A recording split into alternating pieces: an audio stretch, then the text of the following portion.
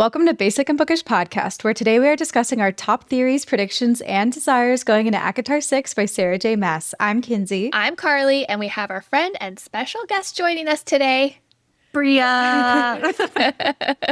All right, so Breagh and I always talk ACOTAR theories, so it only seems fitting that she joins us for this episode. This is part of our Massive Maasverse Mayhem crash course season, where we will cover favorite ACOTAR, Throne of Glass, and Crescent City moments, world building and lore breakdowns, ACOTAR 6 theories, and more before the sequel's release on October 27th, 2026. And once ACOTAR 6 is here, we'll be right by your side to recover from the inevitable cliff hangover before ACOTAR 7's release on January 12th, 2027. And yes, we will be updating our theories between releases.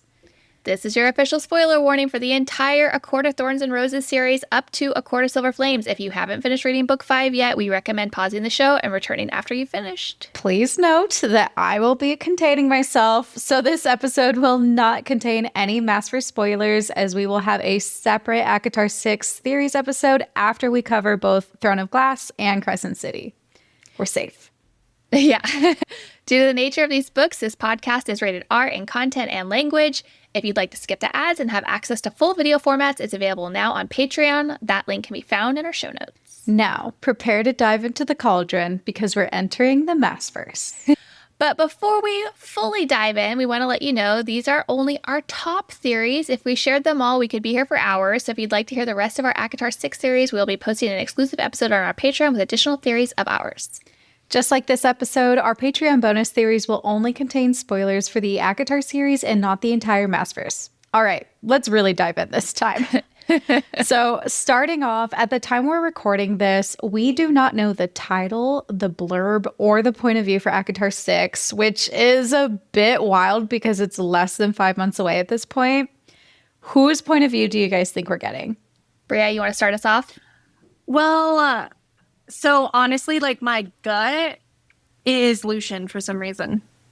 Oh, okay. I could see it being Lucian. Like, because the conversation that I had with Kinsey about it, she's like, I believe maybe perhaps the reason why we haven't gotten the title, the color of the book, any information about the book at all could be because it might be like a POV of someone that we didn't really expect. And I know that after my conversation with Kinsey watching Call Her Daddy, like Sarah J Maas preface, she was like, this is still an ACOTAR book. This is still an ACOTAR book. And I'm like, well, of course it is. But kind of putting the context clues together, maybe it's someone that like we really just like didn't anticipate it would be. And when I say it could be Lucian, I do not mean it's going to be Elaine's book. I do not think that we're going to get that. I feel like if we do get Elaine's book, it'll be like at the end of all of the shit that goes down.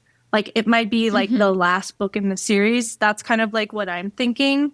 But yeah, this may be a perspective of someone like we either completely do not expect or someone who's like was not planned by Sarah at all.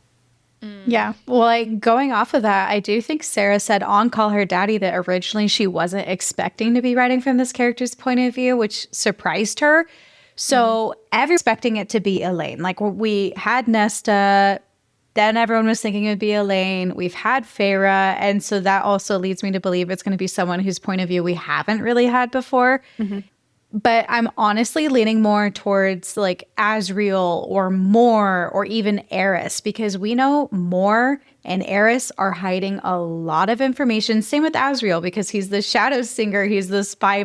And Mor has been on the continent like the entirety of A Court of Silver Flames. So if Sarah pulls another tandem read like she did for Throne of Glass, and I'm not going into details, so don't worry, but I really think we could almost get a tandem read now to figure out what the heck Mor was doing on the continent.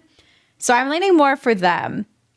That said, the only advertising they've done so far was like a Pilates class for the Valkyries. So I'm like, are we sticking with the Valkyries? Like, what's going on here?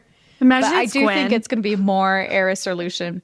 Yeah, it could be Gwen. No, but like it literally could. And I think the title or the blurb, I mean, the blurb would obviously give it away, but the title and the color could also very obviously give it away. Like if it's a blue similar to the robes of the priestesses or something, or if it's like a fiery color, could be one of the Van Sarah. That's true. I mean, I need to know. Yeah, if there's them. like, yeah. yeah. If we have like a cover or a title that's like indicating like Fire or Autumn Court, like everybody's going to assume it's Lucian or Eris for sure. Yeah.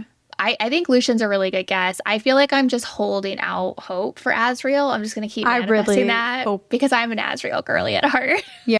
And then this is not a spoiler for the Maasverse, but I also think that if Sarah wants to fully do a big crossover, there could even be a possibility that she might choose a character from Crescent City, which would be insane, but I don't really think she's going to do that. She did make that weird comment, though, like Breagh said, though, that it's still an ACOTAR book. It's still an ACOTAR book. So it's like, well, yeah. We always assumed it was an ACOTAR. What do you mean? Like, babe, like, that was... What the fuck do you mean? That was one of my... What?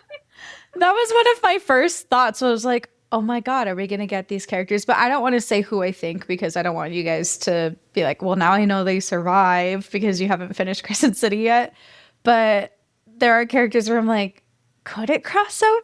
Like, are they going to go to And everyone who didn't read Crescent City is going to be like, who the fuck is No, that's where I'm at. I'm like, who is it? What if it's the mercenary from book 1? Like, they were so interesting in the very first ACOTAR book and then never came back. I would be interested what the mercenary had to say because I feel like the mercenary would know things from both worlds that the Archeron sisters, it would tie in. I think that would be cool.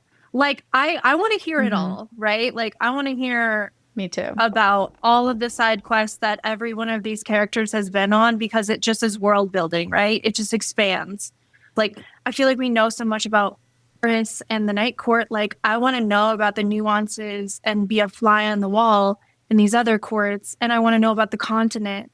Like, if we're following her methodology with her previous book series, this is around the time where we start getting into other areas of the world.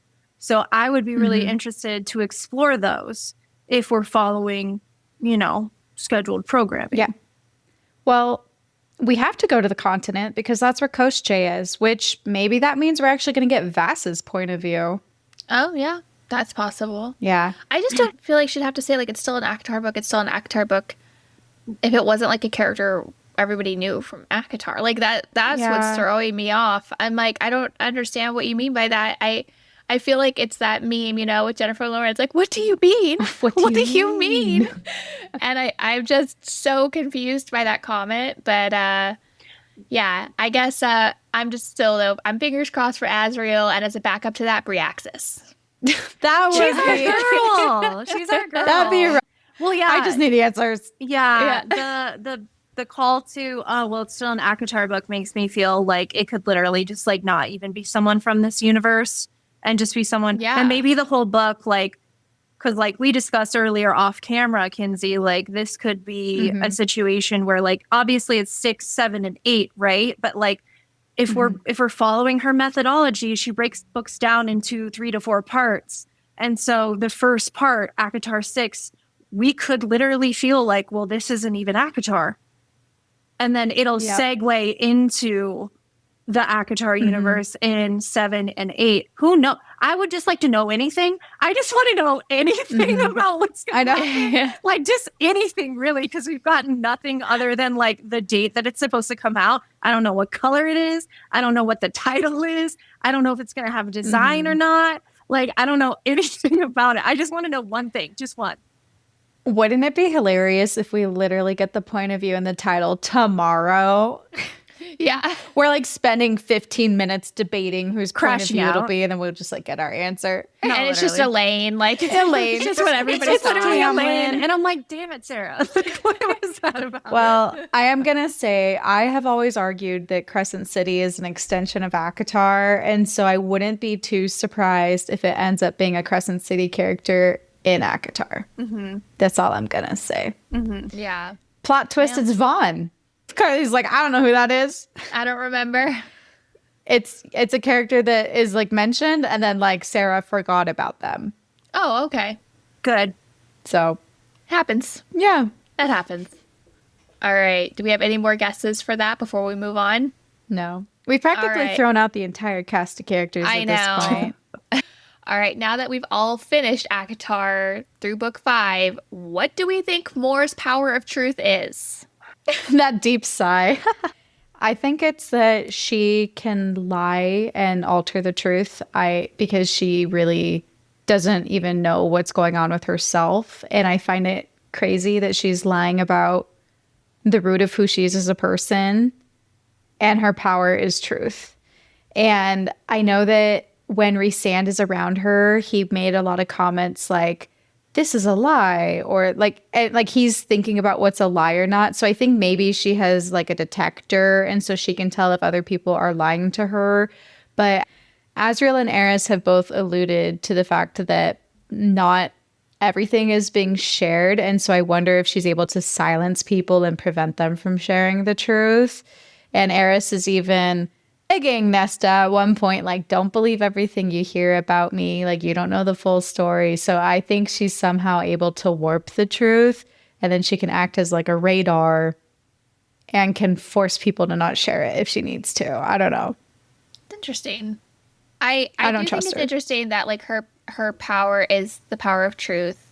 And like you said, she's felt this need, which I understand why, but she's felt this need to hide this like very important part of herself, not just from the Night Court and her father, but even from Rhys and Cassian and Azriel. Like she hasn't told any of them, which her reasons are her reasons. We don't really know them yet because we don't really know that much about Mor. Like she's such a hidden figure. Yeah.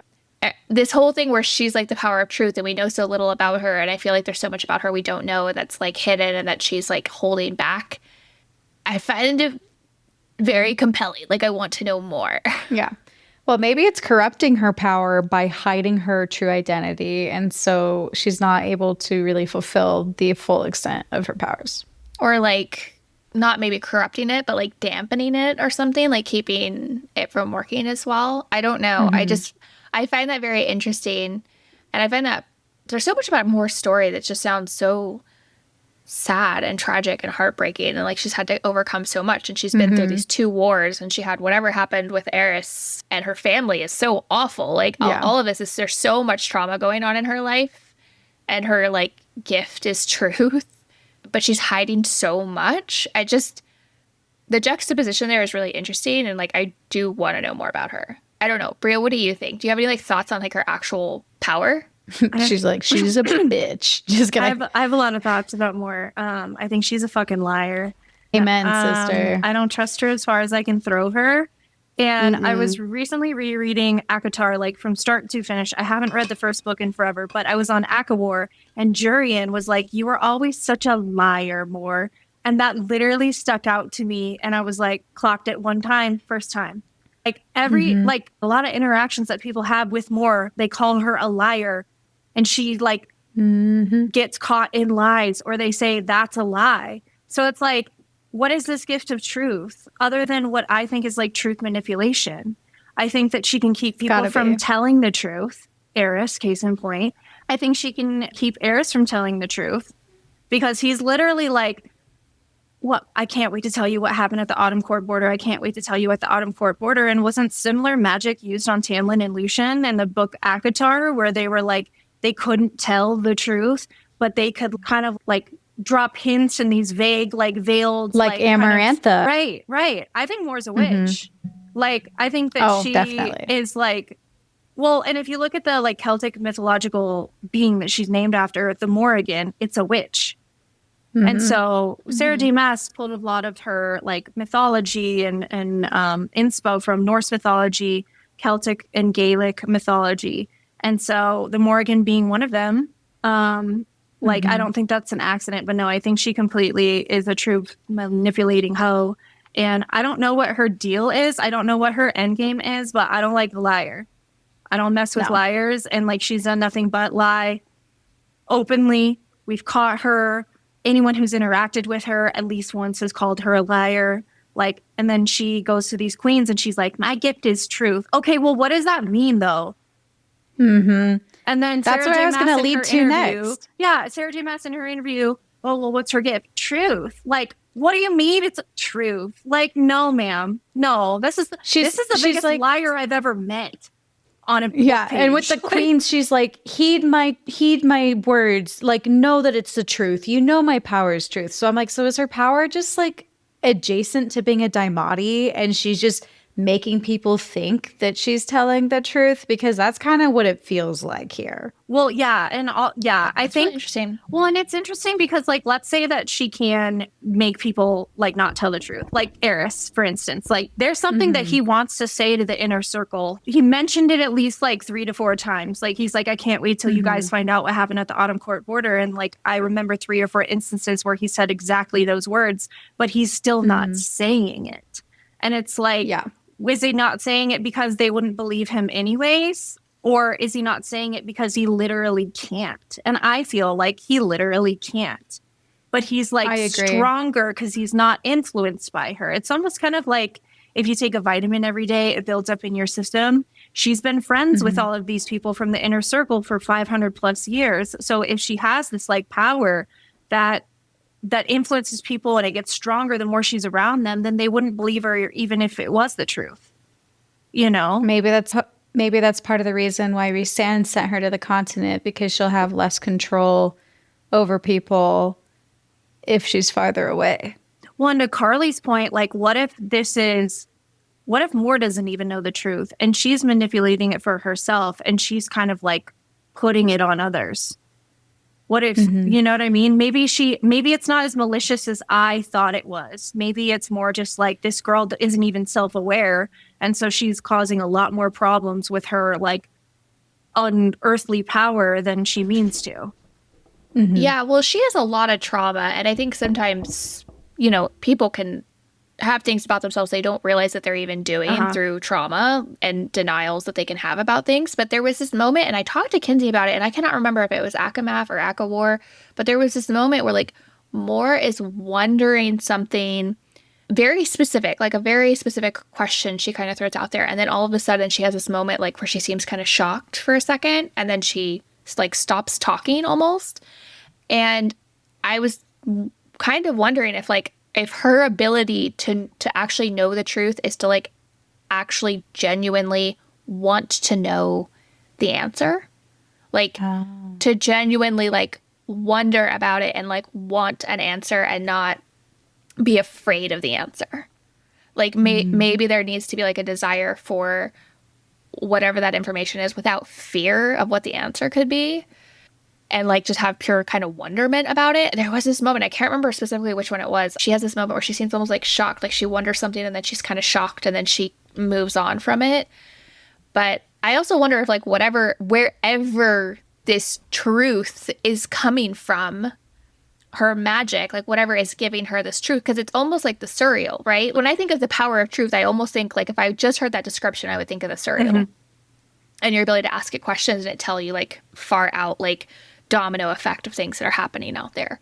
And which also the surreal kind of acts like the people in Dune, the Bene Gesserit. Yeah. And it reminds me a lot of that too. And so I wonder if there is a certain amount of it that she has to be like open to the information and wanting the information. But I also wonder if like whatever is controlling this pathway of information is also controlling her ability to share it. Well, you know who else is obsessed with the truth? The Bone Carver. Yeah. And he's a death god. And he knows if people are lying to him. And he's obsessed with knowing the truth and getting full stories. So I think it's just very interesting. I don't know. I think I'm still leading towards it being a truth manipulation, almost to the point of Daimati. And I'm glad, Breagh, that you brought up how Amarantha quite literally did the exact same thing to Tamlin and Lucian. And like literally everyone in Prythian prevent them from telling Feyre what the answer was. And I also just go back to certain moments where sometimes Rhys would think something and it'd be like, as if she was summoned by my thought, Moore is here. And I'm like, why does that keep happening? And that's just very strange to me. And when everyone's powers were dampened or taken away in Hybern at the end of Mist and Fury too, Feyre was desperately trying to communicate to Rhysand mind to mind, but like it wasn't working. She's like, grab my sisters, save my sisters. But then Moore grabbed her sisters, and like no one has their powers, so it's not like Reese could communicate to Moore and like whatever. And then she just like comes back at the very end and is like, Reese is like, oh, where's Moore? Oh, here she is. Like she was summoned by my thoughts. And I don't know if that's related at all, but I just find it very strange. And that actually happened one time with Eris as well in Silver Flames. I had like noted it or highlighted it. I was like, I remember Moore doing something very similar, and now here Eris is doing the exact same thing. Well, if you think about it, like, I just don't trust her. Of all the people that you wouldn't want to tell the truth about what happened at the Autumn Court border, quoting him exactly, it would have been him. Because, like, she doesn't trust him, whether he's a good guy or not. And I have my opinions on that, too. Like, she doesn't trust him. She doesn't trust him to keep it shut. And clearly, for whatever reason, she's right to make him not say anything because he's dying to say something and he can't. Like, he literally, like, he wants to tell everybody what happened. And he, for whatever reason, he's not, or he cannot. So, like, she's not wrong in, like, not wanting him to say anything because that's all he wants to do is tell people. Yeah. And he wasn't even the one that had hurt her. It was her parents, and he found her. Well, so and it's like, what did happen? Like, what really did? Like, we need to know what happened. Because, like you said, like, I don't think he's a bad guy, and I don't think he did anything to her. And to be honest, I don't think he's straight. So I don't think he wanted anything to do with Moore to begin with. And he probably was trying to help her for some way. What if, oh, I'm going to get into a wild theory. Can I jump in here? Jump in. What if they all found out that Eris and Azriel are mates at the Autumn Court border while she was going through one of the most traumatic things of her life? Because Eris was pulled to the Autumn Court border. He felt like kind of like the tether that they have that are indicators of mating bonds. We read that in Silver Flames with Nesta and Cassian. We read that in ACOTAR, or not ACOTAR, ACOMAF with Feyre and Rhysand when they accepted their mating bond. He felt like a tether pull him to the border, which he thought would have been more because he's been pining for her for a while. What if he found out it's Eris? Now, I know that there's like no actual documentation of a male-to-male or female-to-female mating bond, but like, what if they all found that out and they were like, no, we're not going here right now? I do think that's possible. And that actually leads perfectly into our next point, because I was like, we got to talk about our mates here, because we did start to debate it in our Silver Flames episode, but that's one of the main reasons why I believe in Azriel, and I really hope it's going to happen. I don't think it will, unfortunately, but I do think that's part of the reason why Azriel was drawn into that area. And you got to think about it too. He's shadows, he's fire. Like it's like perfect. They're such a great compliment for each other. And then how Eris is always like, well, where's the shadow singer? And then when Azriel was like low-key freaking out with Eris being kidnapped by Brielle in Silver Flames, meanwhile Nesta's quite literally in the blood right, and Cassian's like, we got to go to the blood right, and Azriel's like, you would know if she's dead, trust me, like you would feel it. And I'm like, how do you know? How do you know that you would feel it in your bond if someone's dead? But meanwhile, Azriel's like, we got to go save Eris, so we got to go do this rescue mission. And then he snatches Eris out of the way, but leaves Cassian behind to get possessed by Brielle. Look, I think the signs are there. I think the signs are there. I do, however, think it's more likely that Azriel will end up with Gwen instead. But I'm hoping it's Azriel and Eris. Maybe you can have a mating bond with more than one person, and it's both. Well, they're both redheads. I'm finally going to get my why choose. They're both redheads. It's like, no, my friend and I, we had a whole conversation about it. We were like, okay, so like Eris needs an heir, right? So like, but he's mated to Azriel. And like, obviously Azriel's bi. Like, this is my canon. Like, this is Azriel's bi. He's totally bi. There's no doubt. No doubt. Eris, no super doubt. Gay. Not into it at all. He probably Gwen, like fucked a female once and then was like, no, he's never had sex with a woman and enjoyed it. Not one time. And he's done it more than once, but like he's never enjoyed it. You know what I mean? Like, but like Azriel is like, hey, free for all. Like everybody can get it, you know? And I'm here for that. I'm here for both. Like, me too. But like he needs an heir, right? So like maybe that's where like Gwen comes in because she loves Azriel and Azriel loves Gwen, and it's like a whole situation, and Gwen will do what she needs to for Azriel, and Eris grows on Gwen. I don't know. I'm not mad at it.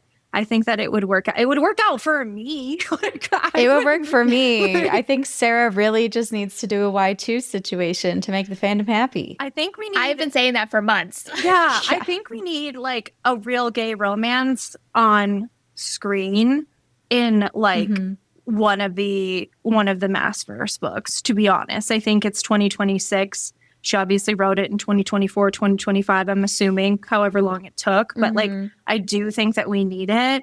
And like, I will throw up if like I get, oh, people are going to be so mad, an Elaine and Azriel situation. And not because like, I don't want Elaine to be happy, but that would literally be like the most boring, like, relationship dynamic of all time. Yeah. So I'm Team Eris. I think that Eris is the Autumn Court Rhysand without the inner circle. I think that I hope he kills his dad.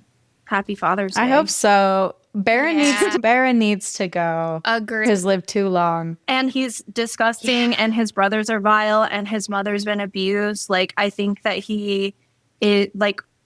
everyone would be better if Baron was gone. Yeah. Well, and Baron's not even, for me, like a particularly interesting villain. Like, he's just gross and I want him gone. Yeah. Well, have you guys ever thought about maybe he's just a puppet? But for who, though? Oh. Who do you think he could be a puppet for? See, I don't know enough about Koschei to like really have an opinion, I think.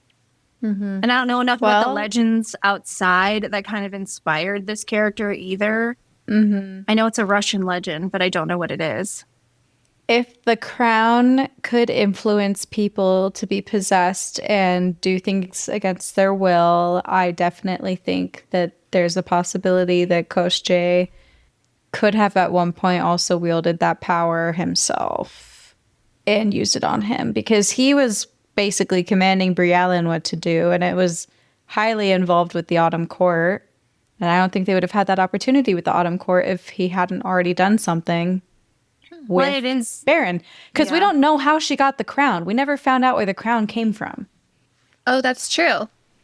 So maybe Koschei had it the whole time. Well, I genuinely do. Well, and Koschei's prisoner is a fire bird.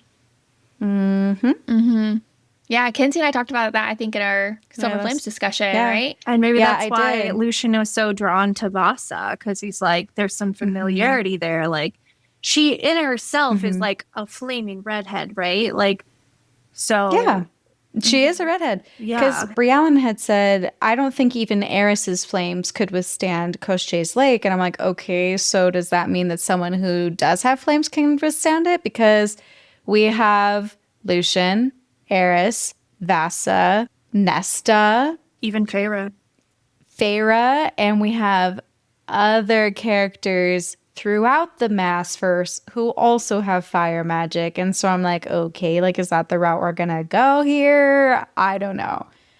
I'm gonna backtrack just 5 seconds though. You said there aren't any canonically queer characters in a relationship in the Maasverse. All I have to say to that is keep reading. Well, I know that what do you call it? I'm really struggling with the name. Thiessen. Thiessen, the High Lord of Dawn, is, I don't know if they're mated or just like it's his husband. They're not. They're not mated yet, but his partner is a male, and he's obviously a male. But well, I know there are other characters in other books that have queer partners, but I want like a real relationship, like with main characters. You will and see. Stuff. No, Yeah, but I wanted an ACOTAR. Like, I think it's time. An ACOTAR. I do think too, like, all this to say, even if Azris doesn't happen, there was one line in Silver Flames where I do think she's trying to set up Emery and more. Yeah, there's been a lot of fan art about them. So I do think, if anything, Moore will definitely have a partner by the end of the series, and it could be Emery, it could be someone from the continent. Maybe that's part of the reason why she was gone for so long. I don't know. Yeah, I just think that we need some queer representation up front and center in the ACOTAR books, because even though she has other bodies of work, I do think that ACOTAR is her most mainstream popular, And I think that that's is. where these queer representations are going to be seen the most, at least at first, right? Because I don't think that you can read Crescent City without reading ACOTAR. And then I think a lot of people like myself read ACOTAR and then get into her other series. Yeah.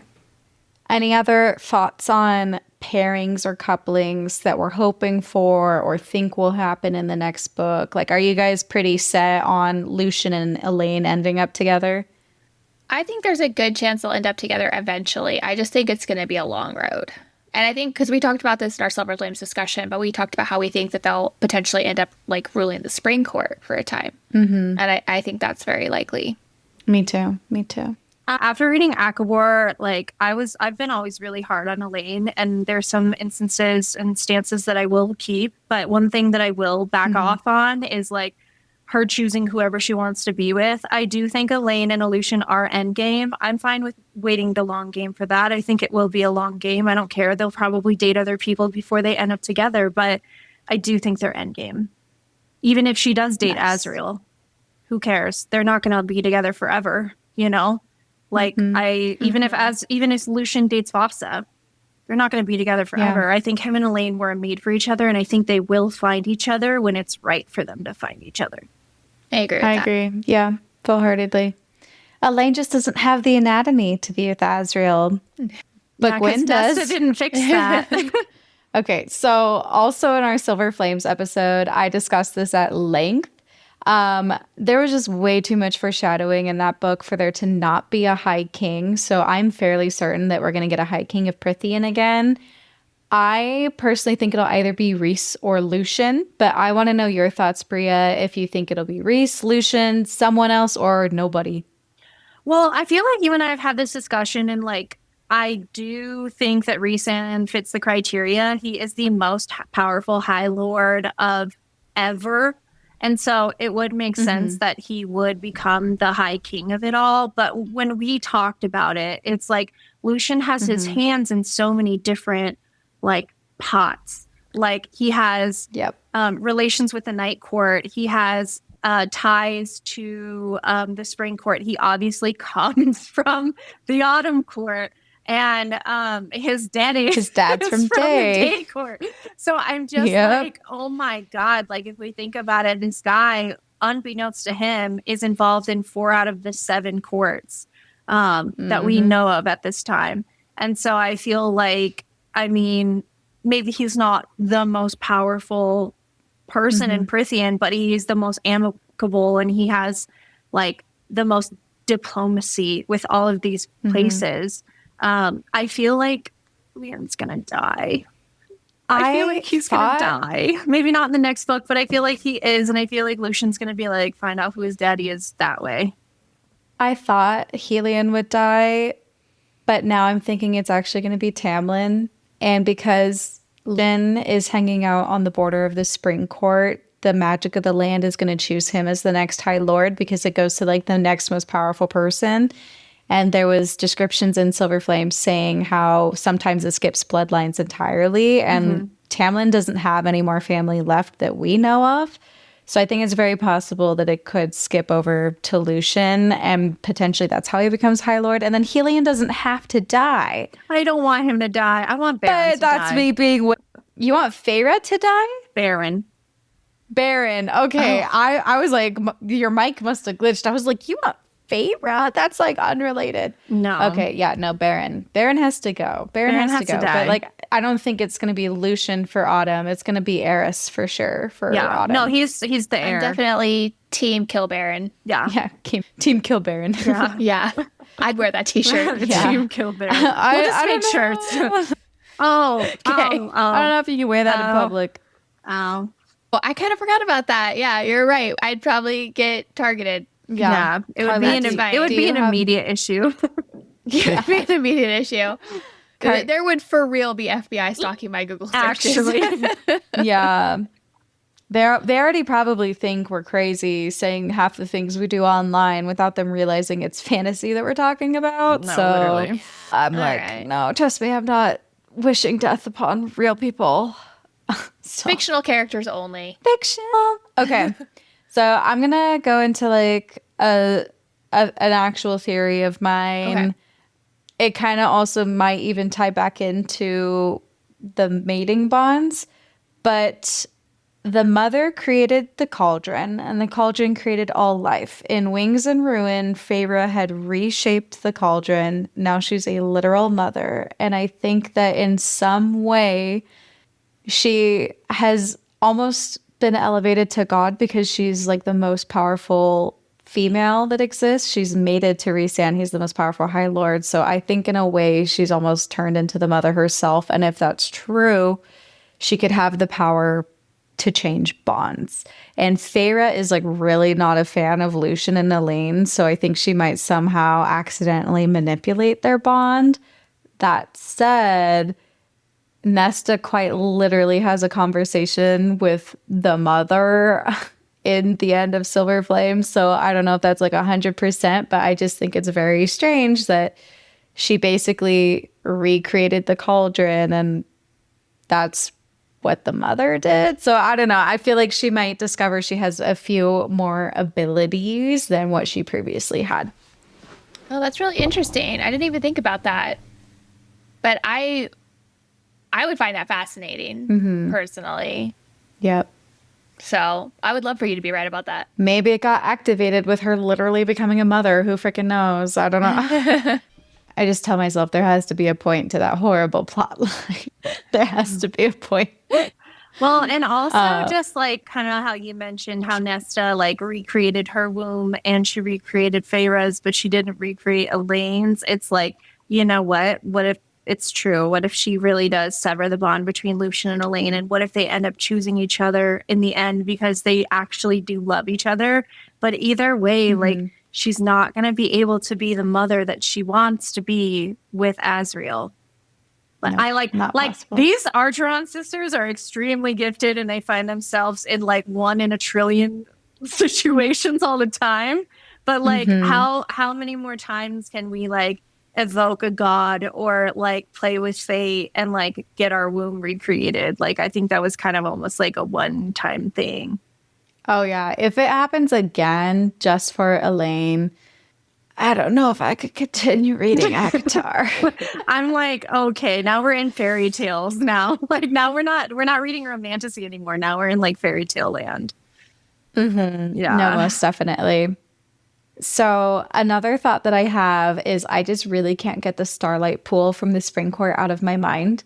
And I don't know why they keep having meetings in the Spring Court, but it's clearly still a setting that's going to be very important because they won't leave it alone. It was gifted from the Night Court. No one really knows where it came from. They say if you drink from it, it gives you happiness, whatever. But what else is in the Night Court is Romuel. And at the top of Romuel is a stone that acts as a portal. And I am convinced that it is also a portal, this Starlight Pool. And maybe it needs a rune to activate it, like when Amren had used this ancient language on the door in the Summer Court to open up for the Book of Breathings. Or maybe it's even just used as like a mirror, as a seeing portal for Elaine. Or even just like a pool to lie in for Elaine because she's a seer. And I just know it's going to come back. It's got to come back. And it was even brought up on Call Her Daddy. And I was like, thank God she's asking about it because this has literally bothered me since book 1. It's just too important to not. At least I think it's too important to not come back. Well, and it kind of like segues back into I think Lucien and Elaine are endgame. Because Elaine's like everything about her is flowers and gardens. And then it's like that's literally what the Spring Court is. It's flowers and gardens. And it's like, well, Lucian's the emissary there. And to your point, if he's hanging out and Tamlin dies, like it'll probably go to him. One, because he has the Spring Court's best interest at heart, and he's demonstrated that to a fault with Feyre.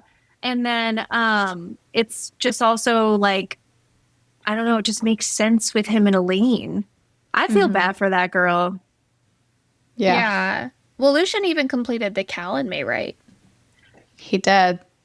He literally He's did. literally the So- next like High Lord of Spring, and I think him and Elaine will live happily ever after in the Spring Court, and she'll like literally have the life that she wanted with that one idiot that was like a human, but with him. Counter. What if she's literally trying to fake us out? They end up rejecting the mating bond. Elaine does not end up with Lucian, but Lucian does end up in Spring. But what if Elaine ends up in the Dusk Court? I don't know. I about could see yet. that happening. It's in Silver Flames. It's the prison. It used to be a Dusk Court, and right now it's dead. It's not alive. And when Feyre looked at Elaine's mind, it was like flower buds that hadn't been opened, and it was like really dark, and it was just like very interesting imagery. And so part of me wonders if she's meant to bring life to the Dusk Court again and like have everything bloom over there. Well, when I think of Elaine, I always think about the White Raven and the Black Raven. Like that always comes to my mind anytime I think of her. And maybe that's who she is. Maybe she presents herself as the White Raven when really inside it's like dark and twisty right now.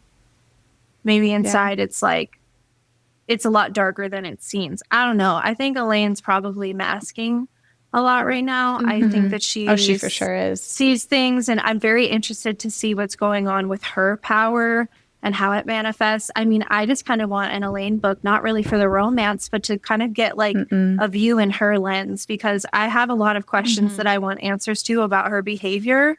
And that doesn't even include her gift of foresight. I would love to know what's going on with that and how she deals with it, because if it could make me more empathetic towards her, I think that would be great. Because like with Anesta, with her book, it's like, do I justify any of the behaviors that she exhibited? Absolutely not. But I do feel for her. I'd like to have some of that for Elaine. Yeah. Well, this might be a good segue into a discussion I wanted to have about Elaine. We are inserting a quick trigger warning here for the next part of our discussion, and involves some pretty heavy topics, including SA and pregnancy loss. So if you want to skip over those topics, we have the timestamps in the show notes. You can go there and look for the trigger warning timestamps to skip ahead of this conversation if you do not want to listen to it. So I was having this conversation with a friend of mine, and we were talking about this, and there's this idea that Elaine was pregnant when she was put into the cauldron. And that's why she was so traumatized over the course of ACOWAR, was because going through the cauldron forced her to miscarry her baby. And that's why she's so traumatized. Because Nesta points out in Silver Flames that a month before the wedding was like scheduled for, she laid with Grayson. And so a lot of people, apparently, this is a thing that's out there, because I was talking to a friend of mine who's like super into these theories, and they were saying like, yeah, there's like a lot of people out there that think that she was pregnant, and that is why she was so traumatized, and potentially why the cauldron like preferred her, because it knew what she had given up for her immortality, like what had happened to her. Whereas Nesta had taken. Yeah. And so I was like, that's heartbreaking if that's what happened to her. So it would be interesting to see if that is true, like if that comes out to be true, because she was heartbroken over Grayson in a way that he was not heartbroken over her. And it makes me wonder how much, like how long they'd even been together, or how connected she could have been to him if it wasn't for potentially a pregnancy. I also feel like someone mentioned to me that being forced in the cauldron against their will was a form of rape. And to be honest, it was. Like, they were forced into something against their will, and it violated them, and it took pieces of them that they didn't consent to. And Nesta and Elaine both handled that particular metaphor differently. Nesta fought back, Elaine reverted into herself. And it's like, neither of them are wrong. But it's also very interesting to me. It's like, you know, I used to be adamant and be like, Elaine, you need to be a Lucian. But like, if I was Elaine and that happened to me, and my quote unquote mate kind of was the reason that it happened, and then all of a sudden he's like, oh, well, you're my mate and I love you. And I'm like, well, bitch, you're the reason that I was in this situation to begin with. So, like, excuse me, I wouldn't want anything to do with him either, even if Feyre told me that he's a nice guy. You know what I mean? He also wasn't that nice of a guy to Feyre when Feyre was drowning with Tamlin. So it's like, is Lucien perfect? No, but like, I think rereading it, I kind of was like, oh no, this is kind of a metaphor for rape. And he was kind of the reason it happened. I'm not putting the sole blame on him, but he was involved. And it's like, I wouldn't want anything to do with him either. But I think if it was something like a miscarriage, like you said, it would make more sense why she was so heartbroken over Grayson in a way that he did not care about. Yeah. I just makes me wonder. And I think that's just a compelling theory for the way that she was portrayed in ACOTAR. And you're right, like there is like an extreme violation by being like thrown into the cauldron and having your mortality stripped of you and your body changed and all of these things happening to you. I do think it is like a traumatizing thing she went through, but the whole thing with Grayson where he just seemed like he just didn't really care, but she was devastated by the loss of him, and it's almost like maybe he was like the last piece to that puzzle. Like, you know, she lost the baby and now she's lost him. Yeah. So we shall see, though. I'll be interested to see if we actually get an Elaine book ever. I definitely think we're gonna explore her story. I don't think there's a way that we're not going to. Yeah. It's not going to be the next one, that's for sure. But yeah, I want to know what's going on in her head. I really want to empathize with her. Yeah. Okay. Did anyone else want to add anything else more to that conversation or anything? Or I'm good to move on. I personally did not subscribe to this one, but I know a lot of people feel this way about Tamlin, but they think that he could potentially be Gwen's dad. Oh. Because she was conceived during Callan May.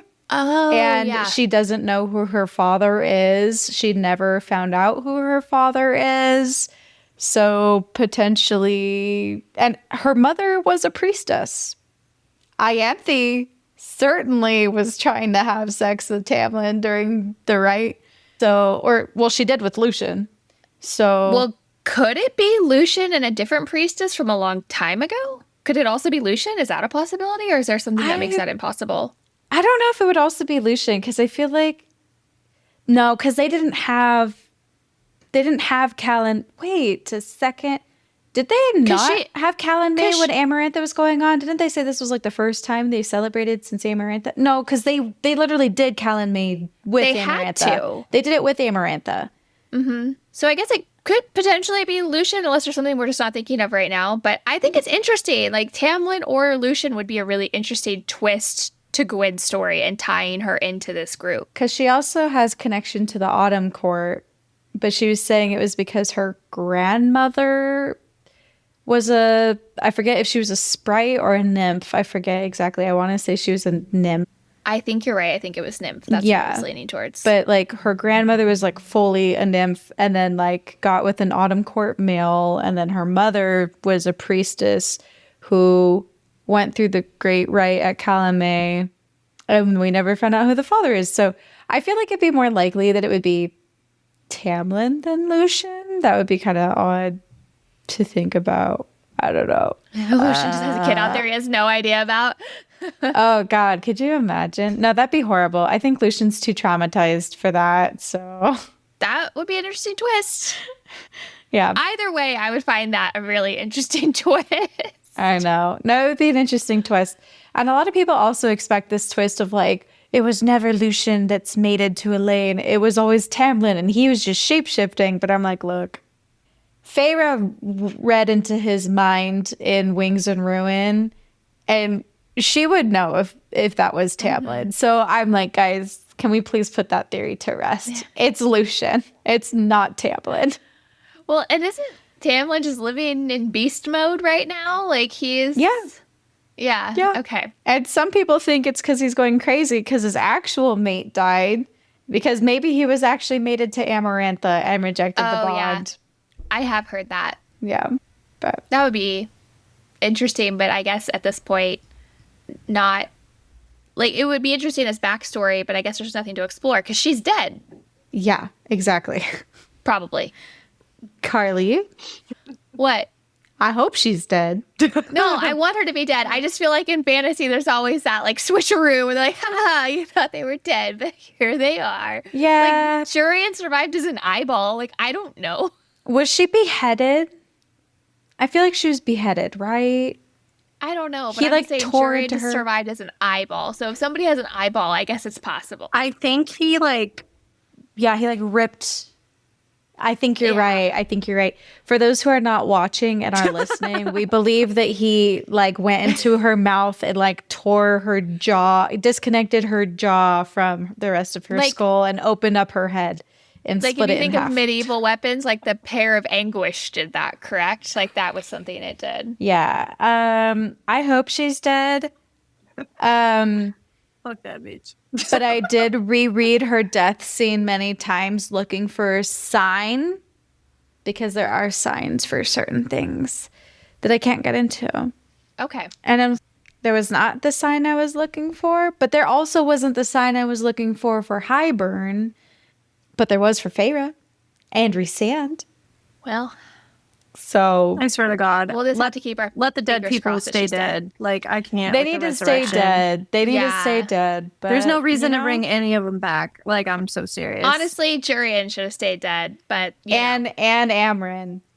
Respectfully, though, because it was just like very much like, what's the point at this point other than to just like yell at Nesta and just to like be like, okay, girl. It's like, man, we understand you're 20,000 years old. Like, please relax. You don't need to call everyone a girl every 2 seconds.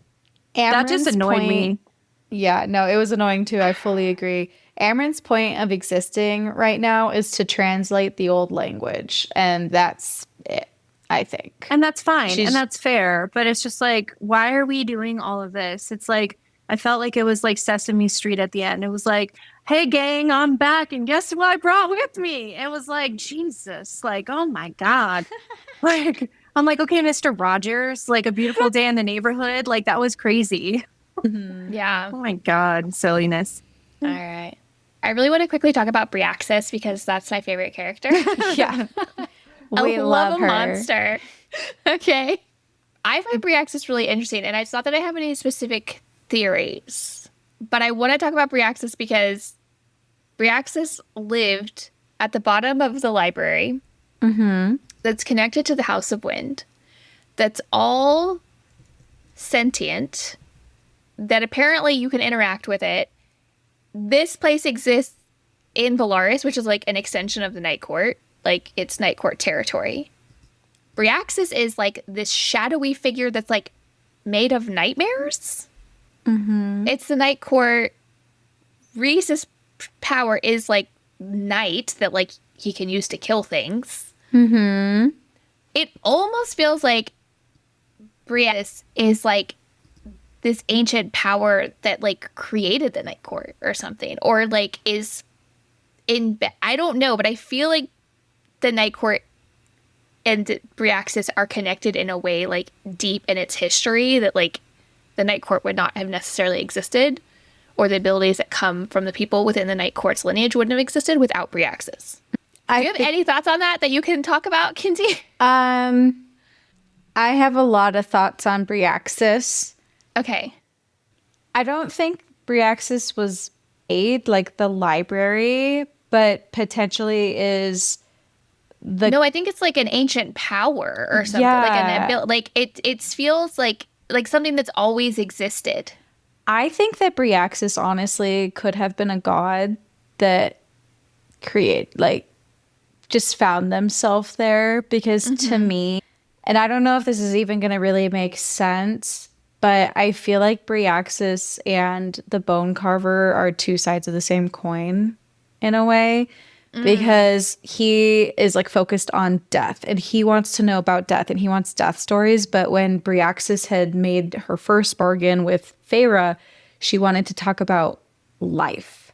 Like, she wants to hear about life instead. And I don't really know if that like means anything, but it's very strange that they want to know about life, but then it's also a creature of nightmares. Like, I don't really know. I'm trying to pull up also more of my notes that I have on her really quick, like as you were speaking. But yeah, I I have thoughts on Bryaxis that I don't really think I can share just yet. That's fine. We can talk about it in our Maasverse episode that we're going to do when I'm finally caught up. But I just find Bryaxis interesting and the way Bryaxis is described. And I feel like, if I remember correctly, at some point, somebody talks about how Bryaxis magic feels different. Like, it feels different than, like, other things. And so it's not necessarily that it's, like, the same, but it just feels like this whole library, House of Wind, like all of this being sentient, Bryaxis being at the base of it, Bryaxis being like this shadowy thing that's terrifying, that like shows you your biggest, like your nightmares or whatever. Like, it's like, they say it's like made of nightmares or something like that. And it's the Night Court. Like, it just feels like perhaps some of this magic of the Night Court came from Bryaxis. And they're calling Nesta's new trove the Trove of Nightmares. And she has a connection to the library, and that's where Bryaxis came from. So I wonder if somehow the weapons will be able to summon her back because they don't know where Bryaxis is. Well, and Bryaxis doesn't scare women. She only scares the men. She's the embodiment of feminine rage. Hell yeah. Like, she terrifies Cassian, but she doesn't scare Nesta. Nesta has a healthy fear of her, but she doesn't scare Nesta. She doesn't scare Feyre. She literally scares the shit out of Cassian, though. Yeah. So she doesn't terrorize women. She only terrorizes the men. And Nesta kind of does the same. Maybe she was originally like a goddess or a queen that like created the Night Court and is now enraged as being ruled by men. Well, and also, like, Nesta, like, anytime she goes over to the Illyrian camps, they're always like, witch, like, for no reason. Like, they're just, like, they're immediately, like, have an issue with her when she doesn't even do anything. And that's kind of, like, the same with Bryaxis. Like, she's just down there chilling. Cassian went down there, scared him. Same thing with the White Raven and the Black Raven. Like, she doesn't mess with women. She only hurts men who... I don't know. I wouldn't say Cassian. I was going to say, like, who have ill intent towards women. I don't think Cassian does. But maybe she had a bad experience with men. Like you said, maybe she's like a Prythian Medusa. Maybe she had a bad experience with men, and now it's her job to turn them into, instead of stone, like their worst nightmares. I think psychological warfare is more like impactful than like physical ailments. So like, I'm team Bryaxis with that. I'm like, oh yes, clap clap. Same. Where do you guys think Bryaxis is hiding? In the other, like, I don't think that she's like in a place where anyone can go. Well, and also I feel like it was at Frost and Starlight that Moore was like out riding and she like saw like a shadowy thing. Yeah, and I was like, was our homegirl Bryaxis like hanging out in the woods or something? Like, maybe not there anymore. I'm assuming like she can roam freely, but I'm wondering if she was there at some point. I quite literally have that exact quote up on my computer right now. But she did see between a snarl of thorns, a patch of darkness. It did not move, did not seem to do anything but linger and watch, familiar and yet foreign. Something in her power whispered not to touch it, not to go near it, even from this distance. But she still watched that darkness and the thorns as if a shadow had fallen asleep amongst them. Very interesting. And you guys don't really know the full significance of this yet, but Moore's land is wreathed in mist, which is also a very important detail that you should pay attention to as you continue to read the story. Alrighty. And since I said that, the prison is also covered in mist. So. I don't feel like wherever Bryaxis is, she's probably super comfy. I think she liked her little confined space where she felt safe. Like, I can't imagine she's feeling like maybe she thought she'd like it and she's out there like roaming around, seeing what's up. But like, I don't think that she's like purposely trying not to go back.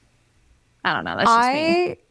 I have two ideas for where she could be. One of them is I think she's inside the Ouroboros mirror. because a mirror is a type of window, and that's what she wanted. And it kind of goes back a little bit, I guess you could say, to like the bone carver and Briaxis being two sides of the same coin, because the bone carver was obsessed with Feyre looking at the Ouroboros mirror, and then she did end up looking at it. And as she was there, she was like, time is different. And like, I don't know. It was like all these weird things, but I could see her being in the Ouroboros mirror. I could also see her being in Elaine, which is also just kind of strange, but like she's a seer, so she sees everything. And so she's like in her mind and her soul and like using her eyes as the window. I don't know, but I think there's a chance that some of the visions Elaine is having might allow her to see through like different worlds that Meryl is watching, because they had said that they're like worlds living on top of each other. And so maybe she can like see through all of the different worlds. And they keep saying how like the harp can even control time, and then the Ouroboros can control time. I don't know where I'm going with this. This is like really a half thought that I've had that I really should have written down more.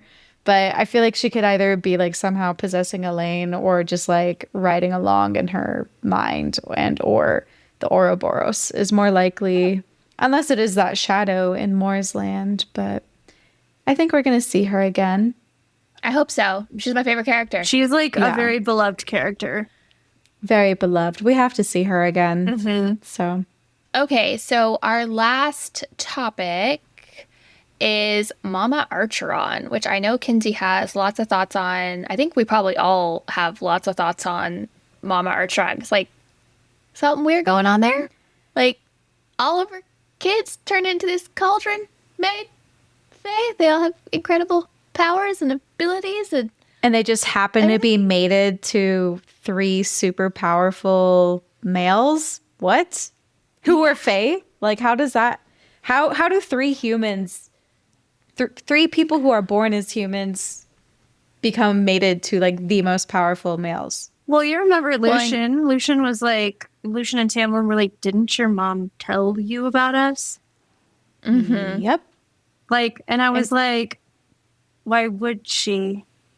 When no one in the human lands has any correct information about fae at all, they don't remember their old gods. They think that fae can't lie. They have nothing to go off of, but like Mama Archeron somehow knows. They know her. They know of her. Mm-hmm. They do, because why would they say it's not your father who's alive right now? And they know he's alive right now. It's, didn't your mother tell you about us? Well, and we learn in Silver Flames that apparently she had cousins die via fae drownings or something, like on the continent. And I'm like, that's really strange. It's a bit suspicious. It's a little suspicious. I have other thoughts on the living cousin, but I can't talk about it in this episode. But yeah, Mama Archeron. I also just find it like really suspicious too, like the timing of everything. Mm-hmm. Like she dies, and then after that, their lives fall apart. Mm-hmm. Well, they have an iron bed. Mm-hmm. Like that she's had since the dawn of time. Like that was their marriage bed. Mm-hmm. That was the bed that she had all 3 of them in. That was the bed that they like slept in as adults. I think when they went back to the house, after it was destroyed, I think the iron bed was still intact. Mm-hmm. Like it's just like with knowing Sarah J Maas as a whole, like iron is significant in everything. Mm-hmm. And also, I'll never forget, it's just that Lucian and Tamlin both look very confused, and they couldn't say more than they could say because they were under Amaranth's spell, but they were just saying like, your mother didn't tell you about us. It's like, that's never gonna like leave my mind. And Feyre's name is quite literally Fae. From the old Fae language, and it's Fae. And iron in folklore, and also in Throne of Glass. I can't really recall. I don't think it's a thing in Crescent City, but in actual folklore, it's supposed to be something that is a weakness. You. And yeah, it's like it's like a protection and things. And at least in the Throne of Glass world, like if you have magic, like it hurts people that have magic. So maybe the Iron Bed was to conceal them and dampen their powers. And they were prophesied to become Fae. I mean, like, who the fuck names their child Fae when humans hate Fae? And they have all these... Remember, like, how Rhysand all of a sudden was starting to get images of Feyre in her young age, like, just doing menial tasks. Like, she's, like, painting dressers, and he's like, what is this? And he knew it was human. And then she was born on the winter solstice. Yeah, the longest night of the year, the night court, and he's over here he's like, I don't know who I'm talking to on this FaceTime call, but send you some stuff back. And then she starts to paint it, and it's like, even Feyre almost like prophets Nesta having flames, because she was like, she's so fiery, right? And so she drew fires on her drawer, and Elaine prophesies that with her flowers and her love for this and that. So it's like, and each one of these Archeron sisters has like prophetic gifts. Like, it's not even just like you're a normal high fae. It's like, no, like you're an extremely powerful high fae in your own right. Like the gift of foresight is not like a little thing. Like it's like extremely, like that's a great responsibility, and it comes with a lot of trauma, I can only imagine. And then it's like Nesta's gift, where she's just pure death. It's just like, that's pretty intense. Like, I don't know about you guys. And then Feyre just has everything, and also could be the mother of all things. You know what I mean? Like, it just, we don't know. But what we do know is she has every single power that each of the High Lords have. It's like, this is like not normal. Like, just, oh, I'm immortal. It's like, no, I'm immortal, and like I have some natural gifts, all three of them. Yeah, no, it's pretty crazy. And I don't know if this is also, I mean, this is probably just Sarah J Maas choosing the name, but Archeron, Archer, Feyre's an archer, and she had to kill him. So I'm like, what if she knew about Amarantha's curse and knew that a woman had to kill him, and so then she's like, I'm going to marry this guy with the last name Archeron and just hope that my daughter, I'm going to name her Faye, and like hope that she's going to kill, like that. No. But I mean, I do think the mom though was messing with magic in some way, though, because I don't think the dad I don't think the dad sorry, you missed it. I just don't think the dad was as good of a merchant as he thought he was, and I think that's why their lives fell apart after she died. I think his business slowly fell apart when whatever she was doing that was propping up their lives fell apart.